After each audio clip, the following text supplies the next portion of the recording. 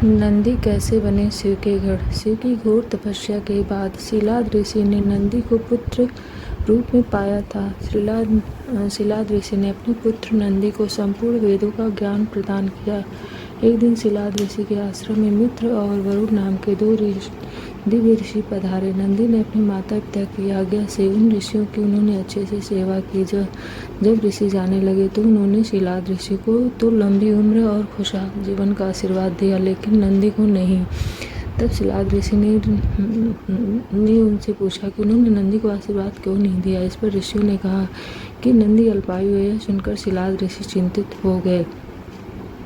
पिता की चिंता को नंदी ने जानकर पूछा, क्या बात है पिताजी। तब पिताजी ने कहा, तुम्हारी अल्पायु के बारे में ऋषि कह गए, इसीलिए मैं चिंतित हूँ।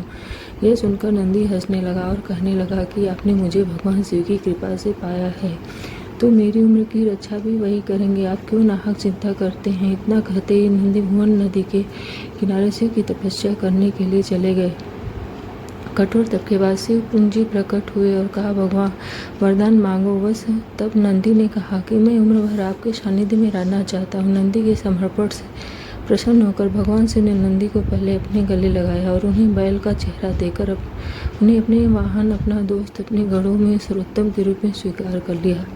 सुमेरियन, बेबीलोनिया, सीरिया और सिंधु घाटी की खुदाई में भी बैल की मूर्ति पाई गई है। इससे प्राचीन काल से ही बैल को महत्व दिया जाता रहा है। भारत में बैल खेती के लिए हल में जोते जाने वाला एक महत्वपूर्ण पशु रहा है। बैल को महेश भी कहते हैं, जिसके चलते भगवान शंकर का नाम महेश भी है। जिस तरह गायों में कामधेनु श्रेष्ठ है, उसी तरह बैलों में नंदी श्रेष्ठ है। आमतौर पर खामोश रहने वाले बैल का चरित्र उत्तम और समर्पण वाला भाव वाला बताया गया। इसके अलावा वह बैल और शक्ति का भी प्रतीक है। बैल को मोहमाया और भौतिक इच्छाओं से परे रहने वाला प्राणी भी माना जाता है। यह सीधा साधा जब क्रोधित होता है तो सिंह से भी भिड़ लेता है। यही सभी कारण है जिसके कारण भगवान शिव ने बैल को अपना वाहन बनाया।